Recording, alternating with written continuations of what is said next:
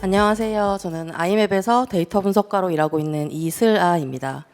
오늘 발표는 조직과 비즈니스 규모가 빠르게 성장하는 스타트업에서 전사 구성원의 과반 이상이 직접 셀프 서비스를 하고 있는 데이터 플랫폼을 운영하기까지 저희가 제로 투 원에서 시작해서 데이터브릭스를 도입하고 전사 데이터 플랫폼을 발전시켜온 과정을 소개해드리고 그 과정에서 겪었던 시행착오와 레슨런에 대해서 공유드리고자 합니다.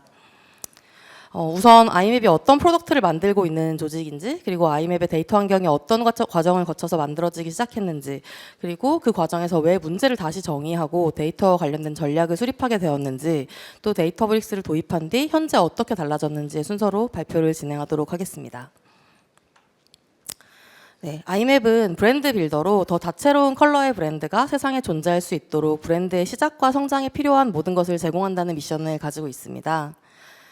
노코드 웹빌더를 기반으로 커머스나 웹사이트 운영을 위해서 필요한 여러 가지 기능들을 내재화하고 다양한 외부 연동도 지원을 하고 있고요. 온라인 공간에서 자신만의 브랜드를 구축하고 성장시키기 위해서 필요한 모든 것을 제공하는 브랜드 빌더로 거듭나고 있습니다. 현재 올해 기준으로 누적 사이트 개설수가 70만 개를 돌파하였고 커머스 시장 성장이 둔화된 2023년에도 홈페이지 수, 활성 커머스 수, 커머스 거래액 모두 연 30%씩 성장하고 있습니다. 아이맵이 현재 운영 중인 데이터 플랫폼은 운영 데이터베이스에 대해서 100% 커버리지를 가지는 데이터 레이크를 포함하고 있습니다.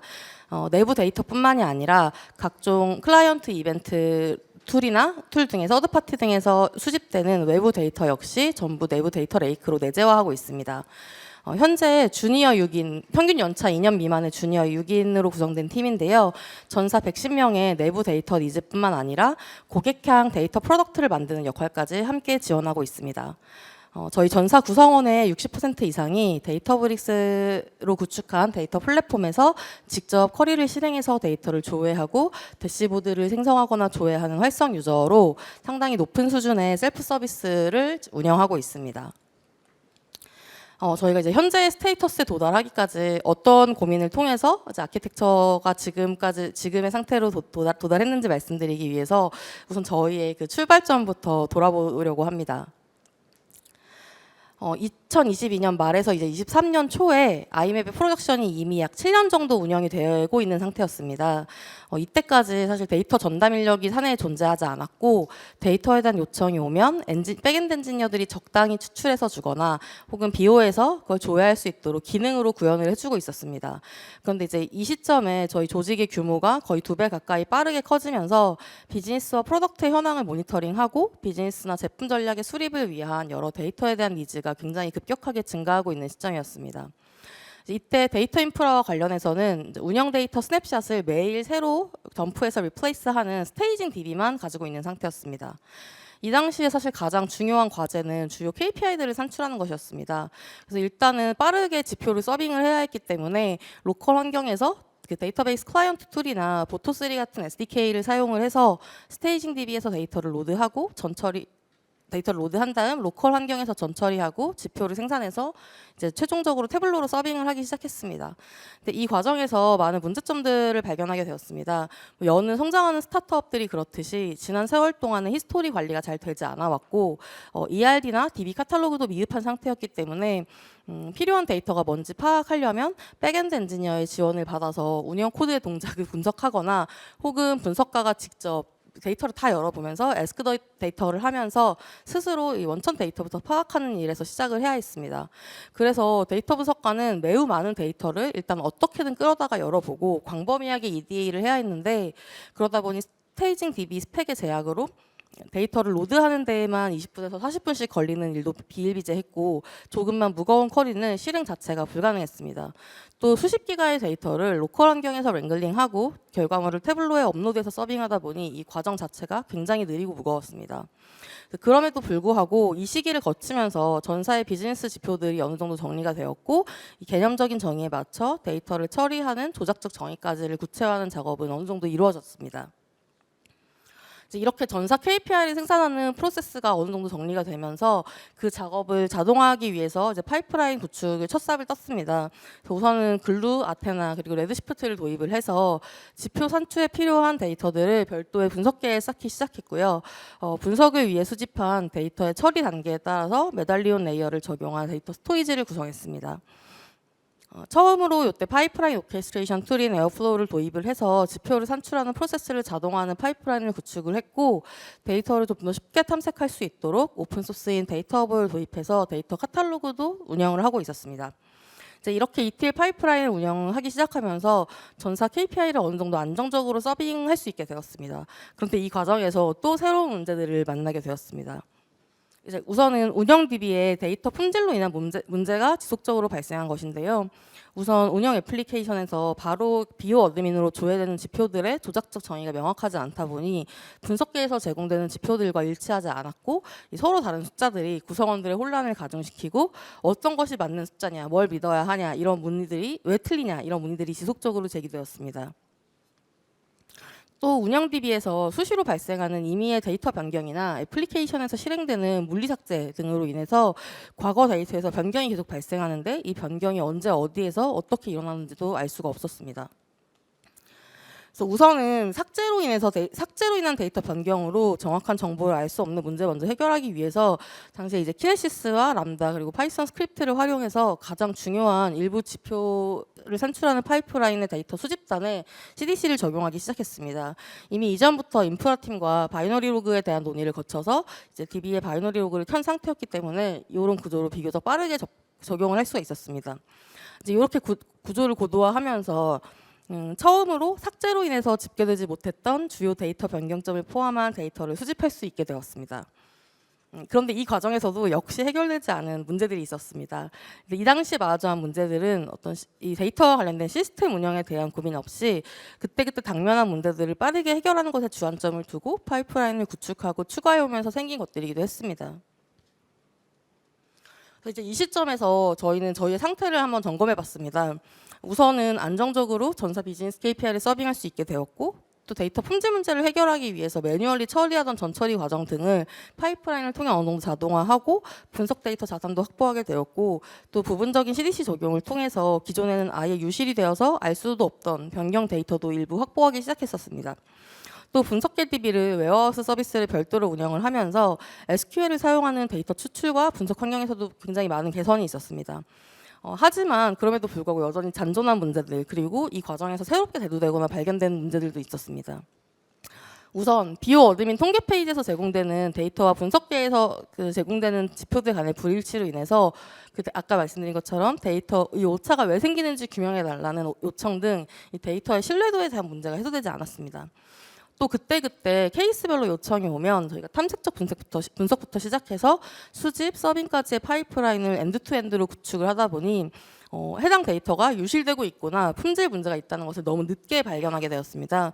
그래서 데이터 수요에 대응할 수가 없었고요. 의사결정을 위해서 이런 데이터들을 보고 싶다. 그런데 들어가 보면 그 데이터가 없어서 데이터를 수집하는 파이프라인부터 구축을 시작해야 했던 상황이었던 거죠.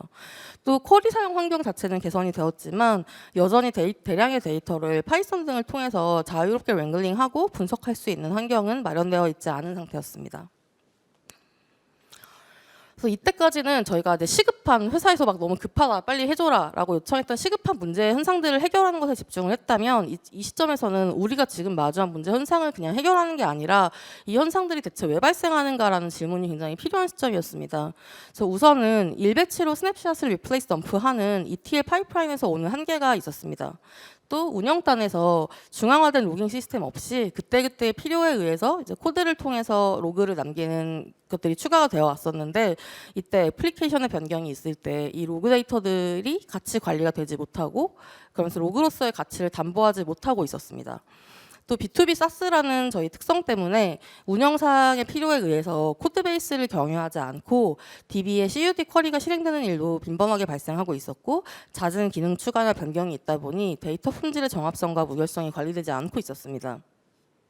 파이프라인 역시 그때그때 추가하며 운영을 하다 보니 매트릭마다 데이터마다 파이프라인 운영이 제각각이었고 특히 엔지니어와 애널리스트 간의 상호 의존성이 지나치게 강한 상태였으며 대규모의 데이터를 자유롭게 다룰 수 있는 분석 환경 역시 여전히 부족했습니다. 데이터를 생산하는 경로뿐만이 아니라 조회하는 경로, 산출하는 방식 역시 모두 제각각이다 보니 지표의 정의도 제각각일 수밖에 없었고 이런 부분을 규명하는 일에 굉장히 소모적으로 리소스가 많이 투여되기 십상이었습니다. 그래서 이때 아이맵의 데이터와 관련된 모든 현상을 관통하는 문제들은 크게 세 가지로 정리할 수 있었습니다.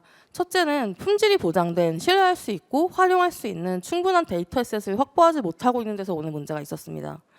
또 아이맵의 비즈니스 특성상 이 RDBMS의 일반적인 유즈 케이스를 벗어난 그 DB 사용이 굉장히 많았는데요. 이런 데이터를 커버할 수 있는 데이터 수집 플랫폼이 필요했습니다. 또 이제 ETL과 분석, 서빙 과정이 이 전체적인 데이터의 플로우가 심리스할 수 있도록 효율적인 데이터의 흐름을 만들어야 했고요. 그러니까 다시 말하면 사실 데이터의 생산부터 소비까지 이 데이터의 라이프 사이클과 전체 흐름을 고려한 아키텍처 그리고 데이터 자산을 확보할 수 있는 전략이 필요한 시점이었습니다. 그래서 이런 문제의식을 가지고 아이맵에 필요한 데이터 플랫폼의 구체적인 인수 조건들은 다음과 같았습니다. 우선 수집 측면에서는 단일 진실 공급원으로 역할을 할 수 있는 데이터 레이크를 통해서 모든 데이터의 원천을 통합하고 사내에 흐르는 모든 데이터의 신뢰성을 제고할 수 있게 하고자 했습니다. 이때 생산되는 CDC 데이터는 모든 DB 트랜잭션 데이터에 대한 100%의 커버리지여야 했고 또 대량의 트래픽이 발생할 때에도 누락과 중복이 없음을 보장해야 했으며 요양한 데이터 타입에 대한 대응과 순서 보장 역시 필수 조건이었습니다. 데이터를 핸들링하고 처리하는 측면에서는 CDC를 통해서 기존보다 훨씬 많은 양의 히스토리 데이터를 쌓게 되면 이걸 데이터 자산으로 활용할 수 있어야 하는데 이 데이터를 처리하고 분석하는 과정에 기술적인 제약이 없어야 했고 그러면서도 어느 정도 좀 자원을 효율적으로 운영할 수 있어야 했습니다. 그래서 저희가 이제 이러한 점을 고려해서 카프카와 데이터브릭스를 도입을 해서 전체 데이터 아키텍처를 재구성하게 되었습니다. 이때 이제 수집단은 카프카 매니지드 서비스인 AWS MSK와 오픈소스인 DBGUM을 통해서 모든 운영 데이터의 CDC를 일괄적으로 적용을 하고 대량의 데이터를 비용 효율적으로 관리하기 위해서 모든 저장 레이어를 별도의 웨어하우스 서비스 대신 파일 스토리지 기반으로 변경을 하였으며 그렇게 수집되어서 한 곳에 모은 데이터를 처리하고 분석하고 서빙하는 이 모든 파이프라인의 운용은 모두 데이터브릭스의 유니티 카탈로그와 워크플로우를 기반으로 구성하게 되었습니다. 이걸 구축하는 과정은 MSK 구축을 포함해서 한 명의 엔지니어와 한 명의 PM이 약 3개월 정도의 시간을 투입해서 완료했었고요. 기존 데이터 파이프라인을 마이그레이션하고 기존 리소스들을 걷어내는 작업에 이제 추가로 1개월 정도가 더 소요가 되었습니다. 이제 이렇게 플랫폼 구축을 완료하고 저희가 운영을 한 지가 한 8개월 정도 됐는데요. 운영을 하면서 다음과 같은 효과들을 누리게 되었습니다. 우선은 이 바이너리 로그 기반의 CDC 수집 파이프라인을 일괄적으로 적용을 함으로써 기존에는 확보할 수 없었던 데이터 변경점에 대한 데이터를 모두 확보하게 되었고 이걸 분석 소스로 활용할 수 있게 되어서 기존에는 불가능했던 분석을 할 수 있는 분석 자산들을 확보하게 되었습니다. 또 기존에 잘 활용하지 못하고 있던 DB의 제너럴 로그를 제거했고요. 대신 CDC를 통해서 확보한 히스토리 데이터를 사용을 하면서 각종 운영 이슈의 처리 효율이 드라마틱하게 개선이 되었습니다. 그래서 이거는 기존에는 어디에서 무슨 변경이 언제 발생했는지를 알기 위해서 백엔드 개발자들이 굉장히 많은 시간을 들여서 코드를 분석하고 그러고도 원인을 찾지 못하는 일이 비일비재하였으나 이제 변경 시간과 변경 내용을 통해서 문제의 발생 여부와 발생 지점을 매우 빠르게 파악할 수 있게 되었기 때문입니다. 운영 측면에서도 개선이 있었는데요. 기존에는 분석 과제를 위해서 여기저기 산재한 데이터를 통합하는 과정부터 시작을 해야 했습니다. 그런데 현재는 모두 데이터 레이크를 기반으로 데이터브릭스 내 유니티 카탈로그를 단일 공급원으로 사용을 하기 때문에 추가적인 수집 파이프라인 구축 없이 빠르게 데이터에 대한 수요에 대응할 수 있게 되었습니다. 또 거버넌스 관리가 쉬워지면서 사내의 구성원들 누구나 쉽게 데이터에 접근하고 조회할 수 있는 환경 덕분에 단순히 어떤 데이터를 조회하고 싶다는 추출 요청이 크게 줄어들게 되었습니다. 또 이제 이걸 통해서 얻은 다른 효과 중에 한 가지는 저희가 BO에서 단순히 조회를 위해서 기능을 개발하는 경우가 되게 많은데요. 그것이 단순히 데이터를 조회하기 위한 목적일 때 별도의 기능 구현 없이 쿼리 작업만으로 바로 데이터의 조회가 가능하게끔 제공할 수 있게 되었습니다. 또 데이터브릭스가 기본적으로 제공하는 오딘 로그를 통해서 별도의 인프라 개발 없이 보안 요구사항도 충족할 수 있었습니다. 분석하고 처리하는 환경의 측면에서는 저희가 이제 데이터브릭스 노트북과 워크플로우로 모든 파이프라인 운영을 일원화 했는데요. 그러면서 DA와 데이터 엔지니어 간의 강한 의존성이 해소되었습니다. 지금은 분석가들이 소스 데이터에 대한 EDA부터 지표 생산이나 분석을 위한 마트 생성까지 원스텝으로 진행할 수 있게 되었습니다. 특히 그 과정에서 SQL뿐 아니라 파이썬이나 파이스팍을 사용을 해서 수백 기가바이트에서 테라바이트에 이르는 데이터를 분석하기 위해서 별도의 인프라를 구성하지 않아도 이제 수월하게 필요한 만큼 클러스터를 생성해서 분석할 때 사용하고 내리는 방식으로 운영이 되고 있습니다. 또 접근성과 거버넌스 운영 측면에서 개선이 있었기 때문에 저희가 현재는 비개발 직군도 누구나 간단한 쿼리를 통해서 직접 데이터를 조회하고 대시보드를 생성하고 조회할 수 있는 환경을 제공하게 되었습니다. 이 부분은 데이터 수집 파이프라인과 처리를 다 일어나 있기 때문에 그 안에서 개인정보 같은 보안 통제가 필요한 부분들에 다 일괄적으로 마스킹을 적용을 하고 마스킹 적용을 해서 보안 리스크가 발생하는 부분들을 다 제거를 하고 그 이외의 모든 데이터 자산에 대해서는 전사의 구성원들에게 100% 오픈을 하고 있습니다. 또 내부 데이터에 대한 수요뿐만이 아니라 저희가 이제 프로덕트로서의 데이터 측면에서도 굉장히 긍정적인 효과를 얻을 수 있었는데요. 우선은 이미 일원화해서 스트림으로 수집되고 있는 데이터 자산을 가지고 있기 때문에 이걸 가지고 고객향의 통계나 데이터 프로덕트의 개발을 진행하고 있습니다. 개발자가 아니라 사실 데이터와 지표를 가장 잘 아는 DA들이 직접 통계나 데이터 제품을 서비스하기 위해서 필요한 데이터를 모델링하고 그 데이터를 산출하는 개발 과정에 직접 참여하고 있습니다. 또 기존에는 외부 서비스에 공급하는 데이터 역시 운영 DB에서 서빙을 하고 있었는데요. 현재는 데이터브릭스 내에서 데이터의 처리와 가공을 다 완료해서 최종적인 산출물만 데이터브릭스 API를 통해서 제공함으로써 이런 외부 도구들을 활용을 할 때 운영 데이터베이스에 대한 의존성을 완전히 디커플링하게 되었습니다. 또 데이터 서빙 업데이트의 주기가 기존의 1배치에서 지금 4시간 정도 주기로 저희가 처리 프로세스를 돌리고 있는데 이러다 보니까 지표의 업데이트가 빨라지고 마케팅 최적화 등에서 훨씬 더 빠르게 대응할 수 있게 되었습니다. 그래서 이제 마지막 이런 저희가 과정에 도달하기까지 저희가 무엇을 했고 어떤 배움을 얻었는지를 돌이켜 보려고 합니다. 조직이 굉장히 빠르게 성장할 때 특히나 데이터에 대한 문화가 충분히 성숙하지 않은 조직에서 데이터와 관련된 문제들을 개선하려고 할 때 가장 먼저 선행되어야 했던 챌린지들은 사실 사람이 아니라 시스템에 있었다고 생각이 됩니다.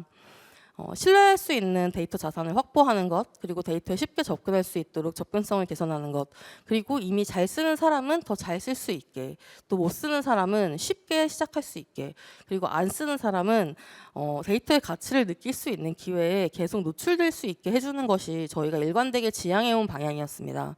왜냐하면 데이터를 가장 가치 있게 만들 수 있는 사람은 사실 데이터의 전문가가 아니라 각 직군의 전문가라고 생각했고 그들이 데이터를 통해서 자신의 문제를 더 잘 풀 수 있게 해주는 것이 데이터 팀의 가장 기본적인 역할이라고 믿었기 때문입니다. 실제로 시스템이 갖춰진 뒤에 구성원들의 데이터 역량이 자연스럽게 성장하는 것을 목도할 수 있었는데요. 저희는 데이터브릭스 내의 워크스페이스에 쿼리 스토어라는 공용 워크스페이스를 운영하고 있습니다.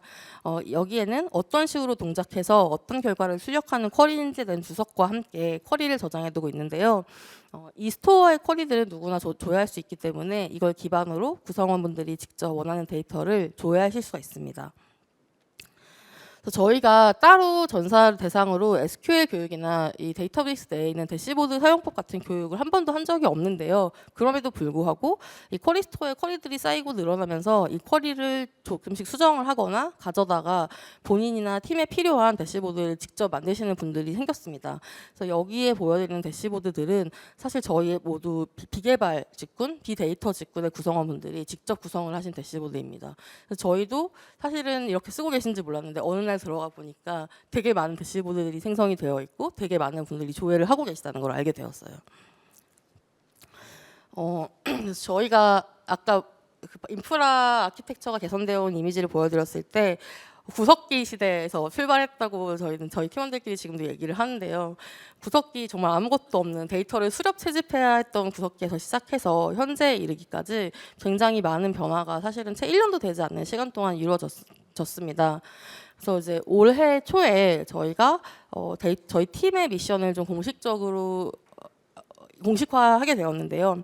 아이맵에서 데이터팀은 아이맵이 가진 데이터 자산의 가치를 극대화하는 팀이다. 그리고 그 가치를 통해서 데이터를 통해서 비즈니스와 제품의 성장에 기여하는 팀이다라고 정의를 했습니다. 그리고 이 데이터의 가치라는 것은 결국 데이터가 딜리버리하는 정보의 질 그리고 그 정보 제공의 적시성에 의해서 크게 좌우됩니다. 이 부분을 책임지는 것이 무엇보다 중요하다고 생각했습니다. 사실 데이터가 아무리 빨리 신속하게 제공이 되어도 그 데이터가 서빙하는 정보가 옳지 않으면 틀린 정보라면 사실 옳은 의사결정을 할 수 없고 또 아무리 가치 있는 정보여도 시기에 적절하게 제공되지 못하면 역시 가치가 있다고 보기 어렵기 때문입니다. 또 이제 한 가지는 데이터의 활용 측면에서 데이터 리터러시라는 건 구성원들이 데이터를 통해서 스스로의 문제를 어떻게 해결할 수 있는지 깨닫는 것에서 시작했던 것 같습니다. 구성원들이 쿼리건, 소스 데이터건 데이터에 더 자주 노출되고 스스로 고민하는 기회를 계속해서 제공해주는 게 굉장히 좋은 출발점이 될 수 있었던 것 같습니다. 그래서 마지막으로 이 여정에서 저희가 얻은 가장 큰 레슨런들을 이제 정리를 하려고 합니다. 회사라는 비즈니스 조직 안에서 데이터 팀만이 할 수 있고 해야 하는 역할이 무엇인가, 현재 우리 비즈니스 맥락과 앞으로의 방향을 고려한 이 팀의 역할에 대한 뾰족한 인식과 정의가 굉장히 중요하다고 생각됐습니다. 뭐 거창하고 추상적인 말도 되게 데이터와 관련해서는 특히나 거창하고 추상적인 말들도 많지만 실제로 눈앞에 있는 그리고 동료들이 겪고 있는 해결해야 하는 문제들을 해결해 주면서 그러면서 또 거기에 너무 매몰되지 않고 우리가 지향하는 방향으로 맞게 가고 있는지, 우리가 이대로 하면 계속해서 성장하는 조직 안에서 더 잘 기여할 수 있는 토대가 갖춰지고 있는지를 돌이켜보는 것이 굉장히 중요했던 것 같습니다. 또 모든 데이터의 신뢰성과 품질에 대해서 운영 데이터나 사실 애플리케이션 개발을 블레임한다거나 거기에 너무 의존하지 않고 문제를 해결하겠다는 오너십이 되게 중요했습니다. 데이터를 가시화하고 데이터를 잘 다루어서 백엔드에서도 애플리케이션 서비스 단에서도 데이터를 잘 다룸으로써 더 잘 해결할 수 있는 문제들이 있기 때문에 그런 문제들을 적극적으로 함께 풀다 보면 프로덕션에서도 데이터에 대해서 자연스럽게 더 많이 고민하게 되고 그런 고민을 바탕으로 같이 발전할 수 있다는 것을 경험하게 되었습니다. 또 모든 구성원들이 시티즌 데이터 사이언티스트가 되기 위해서는 SQL 교육이나 사실 대단히 전문적인 분석 방법론 뭐 혹은 AI ML에 대한 높은 이해 있으면 좋겠죠. 하지만 저희는 그런 것보다 훨씬 더 중요한 게 있다고 생각했습니다. 특히나 요즘 LLM의 발달로 SQL을 읽고 쓸 수 있는 능력은 정말 중요하지 않아지고 있습니다. 정말 덜 전문적인 영역이 되어가고 있고요. 그래서 그보다는 오히려 데이터에 대한 멘탈 모델을 가지는 것, 그리고 그런 것들을 갖추기 위해서는 데이터를 직접 자주 접하면서 데이터의 구조에 익숙해지고 자신의 업무에 활용할 수 있는 다양한 아이디어와 환경에 지속적으로 노출되는 것, 그리고 이런 환경들이 마련되면 굉장히 자발적으로 그리고 또 자연스럽게 조직과 구성원들이 스스로 학습하고 성장한다는 것을 경험할 수 있었습니다. 네, 오늘 준비한 내용은 여기까지입니다. 발표 들어줘서 감사합니다.